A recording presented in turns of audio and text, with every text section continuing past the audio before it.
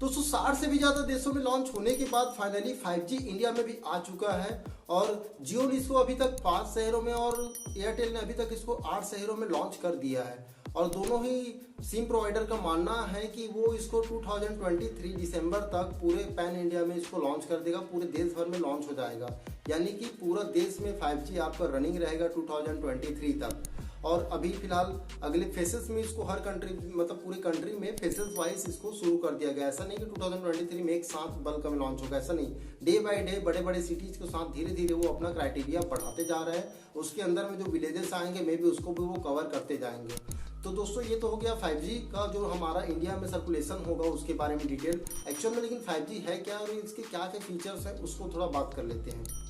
तो दोस्तों सबसे पहले मैं बात करूं 5G का, तो 5G का है कि 5th जनरेशन नेटवर्क है। जैसे आप देख पाए हैं 4G को आप एक्सपीरियंस कर चुके हैं, उससे 100 टाइम्स ये बेटर स्पीड आपको देने वाला है। और कई सारे चीज़ों में ये आपको बेटर एक्सपीरियंस देगा, चाहे वो आपके कॉल एक्सपीरियंस हो, चाहे आपका वीडियो कॉल एक्सपीरियंस हो, चाहे आपका वीडियो वॉचिंग एक्सपीरियंस हो। और स्पेशली जो हमारा जो IoT है, जो आपका ये आपका वर्चुअल रियलिटी वाले आपके सॉफ्टवेयर भी वगैरह यूज करते हैं हम लोग, या फिर आपका AI है, उस सबको काफ़ी इम्प्रूवमेंट लाने वाला है। क्योंकि better speed is equal to better performance, better capabilities. तो ये सब आपको ऐड ऑन करने वाला है आपको 5G। तो 5G जो यूज करते जाएंगे हम लोग तो उसको और बेटर हम फील कर पाएंगे। जो बेटर एक्सपीरियंस और बेटर टाइम सेविंग, यानी आप कम से कम समय में बेटर कुछ एक्सपीरियंस कर सकते हैं, बेटर कुछ परफॉर्मेंस कर सकते हैं आपके डिवाइसेस, तो उसका आपको बेटर टाइम सेविंग होगा। और हाँ, लेकिन कॉस्टली तो रहेगा ही, इसके बारे में हम डिटेल में देखेंगे।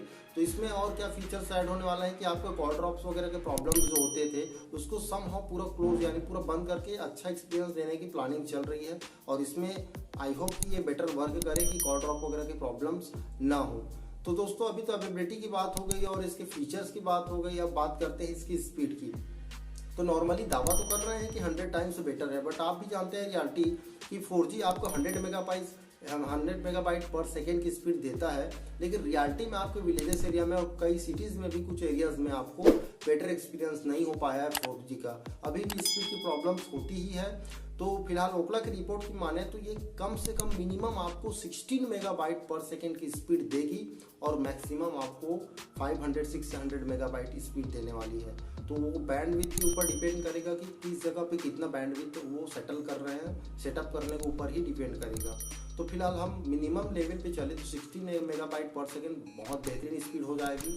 उतना में अगर हम 4G अभी देखें तो मुश्किल से हम 1-2 मेगाबाइट पर सेकेंड की स्पीड से हम ब्राउज कर रहे हैं। मैं अपने एरिया की बात कर रहा हूँ, अपना सेल्फ एक्सपीरियंस की, तो यहाँ 1-2 मेगाबाइट पर सेकेंड ही मैक्सिमम हमको मिल पाता है मैक्सिमम लेवल पे। अदरवाइज हमको 2G की स्पीड ही देखने को मिलती है समटाइम्स जब नेटवर्क की प्रॉब्लम होती है।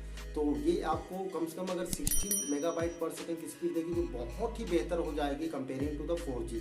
अब बात करते हैं स्पीड के बाद कि यार ये किस किस डिवाइस में अवेलेबल है। तो जाहिर सी बात है आपको 5G डिवाइसेस की ज़रूरत है। और 5G डिवाइसेस में आप अभी 4G सिम में तो एक्सेस कर पा रहे हैं, लेकिन उसके फुल स्ट्रेंथ के साथ आप उसको यूज नहीं कर पा रहे हैं। आपको अलग से 5G सिम लेने पड़ेंगे, बाई टाइम हम पोर्ट करके स्विच होंगे या फिर आप कंपनी उसके लिए प्रोसीजर्स निकालेगा। और 5G आपके डिवाइसेस में जरूरी नहीं है कि आप डायरेक्टली आप यूज कर पाएंगे। आपको इसके लिए आपको OTA अपडेट मिलना बहुत जरूरी है। OTA अपडेट आने के बाद आप इसको एक्सेस कर पाएंगे उस फुल स्पीड को, उस बेटर परफॉर्मेंस को।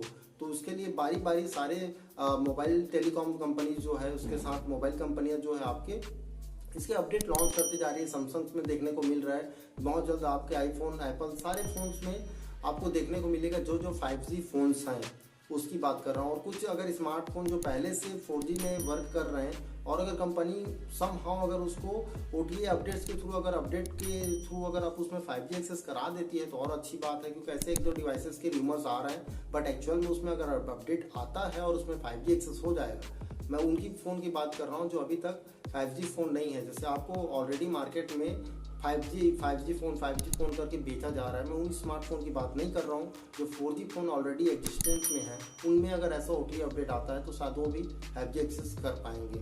तो दोस्तों ये तो हो गया आपके एक्सेस की बात। और बात करते हैं इसके प्राइजेस की।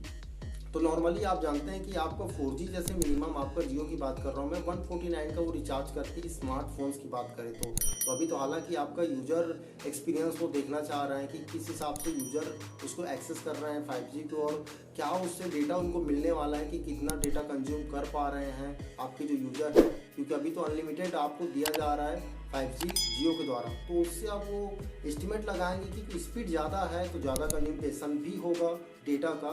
नॉर्मली आपको बेटर एक्सपीरियंस में आप कम टाइम में ज़्यादा एक्सेस कर पाएंगे डेटा, तो कुछ ज़्यादा ब्राउजिंग भी होगा। तो इन सबको देखते हुए आपका बाद में प्लान डिसाइड किया जाएगा। लेकिन हाँ, जैसे आप 4G को जानते हैं 149 का ही रिचार्ज प्लान मिनिमम लेवल पे था। हाँ, डेटा कम था उसमें, उससे में ऐसा ही आपके डेटा कंज्यूमेशन के बेसिस पे ही आपका 5G रिचार्ज होगा। लेकिन इसका रिचार्ज प्लान मिनिमम 200 का अराउंड मेरे हिसाब से लग रहा है। I am predicting this one.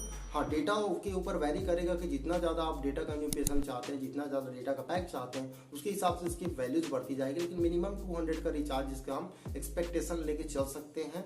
200 पर वीक पर मंथ का आपको रिचार्ज प्लान मिलेगा 28 डेज का।